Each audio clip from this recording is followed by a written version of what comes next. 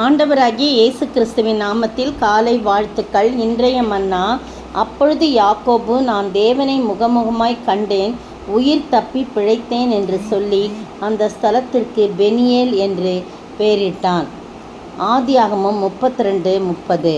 பாருங்க, ஆண்டவரை முகமுகமாய் கண்டதுனால தப்பி பிழைத்தேன் என்று சொல்கிறார். எந்த ஒரு மனிதன் ஆண்டவரை எப்போதுமே சந்தித்து கொண்டே உறவு கொண்டே இருக்கிறானோ அவன் பிழைப்பான். பிரியமானவர்களே, இந்த சம்பவம் நமக்கு தெரியும். யாக்கோபு பாருங்க, ராத்திரியில் எழுந்திருந்து அவங்க என்ன செய்கிறாங்க, தன் மனைவி 2 மனைவிகளையும் 2 பணிவிடைக்காரிகளையும் தன்னுடைய 11 குமாரையும் கூட்டிக் கொண்டு யாப்போக்கு என்கிற ஆற்றின் துறையை கடக்கிறான். அவர்களை பார்த்து ஆற்றை அவர்களை எல்லாம் சேர்த்து ஆற்றை கடக்க பண்ணி தனக்கு உண்டான யாவையும் அக்கறைப்படுத்துகிறான்.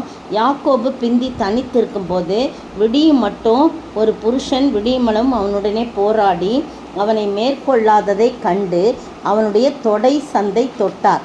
அதனால் அவருடனே போராடுகையில் யாக்கோபின் தொடை சந்து சுளுக்கிற்றுன்னு பார்க்குறோம். அவர் சொல்கிறாரு, நான் போகட்டும், பொழுது விடுகிறது என்று சொன்ன உடனே அவர் சொல்கிறாரு, நீர் என்னை ஆசீர்வத்தால் ஒழிய உம்மை போக விடேன் என்று சொல்கிறார். அப்பா அவர் உன் பேர் என்ன என்று கேட்டவுடனே யாக்கோபுன்னு சொல்கிறவுடனே அவர் சொல்கிறாரு, நீ இனி யாக்கோபு எனப்படாமல் இஸ்ரவேல் எனப்படும், தேவனோடும் மனிதனோடும் போராடி மேற்கொண்டாயே அப்படின்னு சொல்கிறான். அப்போ பார்த்தீங்கன்னா, உங்களுடைய நாமம் என்ன, அதை எனக்கு அறிவிக்க வேண்டும் யாக்கோபு கேட்குறாங்க. அதற்கு அவர் என் நாமம் ஏன் கேட்பானேன் என்று சொல்லி அவனை ஆசீர்வதித்தார். அப்போ தான் யாக்கோபு சொல்கிறாரு, நான் தேவனை முகமுகமாய் கண்டேன், உயிர் தப்பி பிழைத்தேன் என்று சொல்லி அந்த ஸ்தலத்துக்கு பெனியேல் என்று பெயரிட்டான். இந்த சம்பவம் நம்ம எல்லாருக்கும் தெரிந்த சம்பவம் தான். ஆனால் எந்த ஒரு மனிதன் தப்பி பிழைப்பான்னு சொன்னால், ஒரு மனிதன் தேவனோடு நல்ல உறவு கொள்ளும்போது, விடாப்பிடியான உறவு கொள்ளும்போது, அவரை முகமுகமாய் தரிசிக்கும் போது, முகமுகமாய் தரிசிக்கன்னா ஜபத்திலே அவருடைய முகத்தை கண்டு ஸ்தோத்தரித்து துதித்து மகிழ்ந்து பாடும்பொழுது மெய்யாகவே அவர் நம்மோடு கூட தம்முடைய முகத்தை பிரகாசிக்க பண்ணி நம்மை ஆசீர்வதிக்கிறவராக இருக்கிறார். யாத்ராகமத்தில் பார்த்தா அதில் ஒரு முரண்பாடான காரியமாக இருக்கும். யாத்ரா 33:20 பார்த்தா, நீ என் முகத்தை காண மாட்டாய், ஒரு மனுஷனும் என்னை கண்டு உயிரோடு இருக்க கூடாதுன்னு சொல்கிறார். அப்படி சொன்னாலும் ஆண்டவர் என்ன சொல்கிறாரு, இதோ என் அண்டையில் ஒரு இடம் உண்டு, நீ அங்கே கண்மலை நின்று என் மகிமை கடந்து போகும்போது நான் உன்னை அந்த கண்மலையின் வெடிப்பிலை வைத்து நான் கடந்து போக மட்டும் என் கரத்தினால் உன்னை மூடுவேன், என் கரத்தை எடுப்பேன், அப்பொழுது என் பின்பக்கத்தை காண்பாய், என் முகமோ காணப்படாதுன்னு சொல்கிறார் இந்த இடத்துல. ஆனால் அதே அதிகாரத்தில் பார்த்தீங்கன்னா மோசேயோடு 11ஆம் வசனம் பாருங்கள், ஒருவன் தன் சிநேகிதனோடே பேசுவது போல கர்த்தர் மோசையோடே முகமுகமாய் பேசினார் அப்படின்னு சொல்லப்பட்டிருக்கு. அதே போல் 40 நாட்கள் மலையில் போய் உட்கார்ந்துருக்கும்போது அவருடைய இடத்துல தான் அவர் உட்கார்ந்துருக்கார், அவருடைய முகத்தை தான் பார்த்து கொண்டே இருக்கிறார்.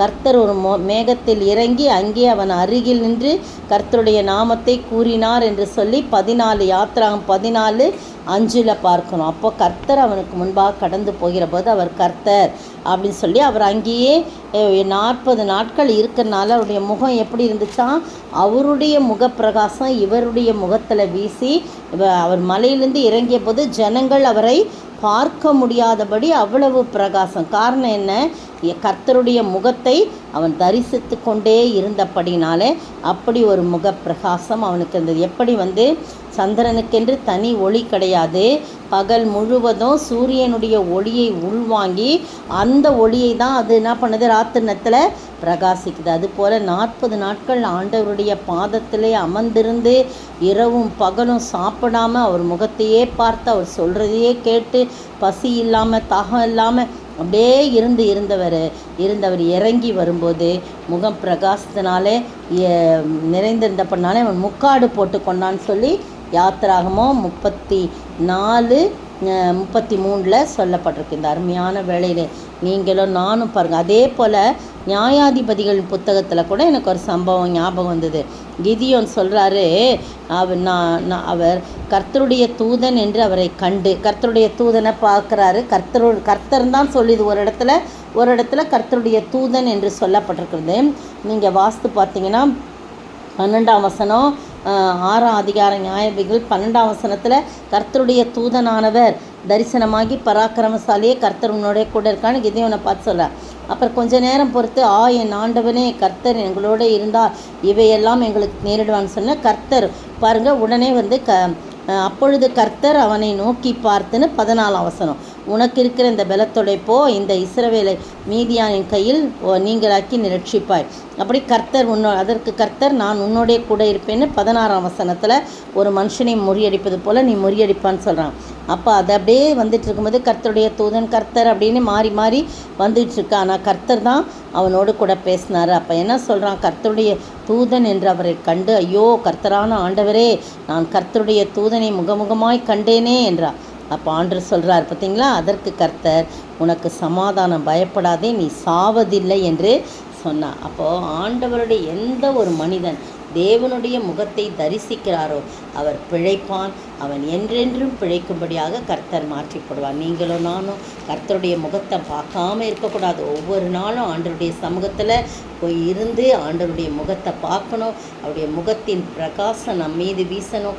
அந்த பிரகாசத்தோடு பிரசன்னத்தோடு நாம் உலகத்துக்குள் செல்ல வேண்டும். அப்படிப்பட்ட ஆசீர்வாதத்தை நாம் பெற்று வாழ ஆண்டவர் தாமே கிருபை செய்வாராக. ஆமென்.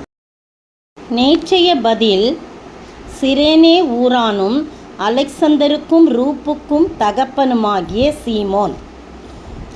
மார்க்கு 15 வசனம் 21. இன்றைய கேள்வி, இயேசு சிலுவையில் எத்தனை மணி நேரம் தொங்கினார்? இயேசு சிலுவையில் எத்தனை மணி நேரம் தொங்கினார்? நன்றாக படித்து பார்த்து பதில் சொல்லவும்.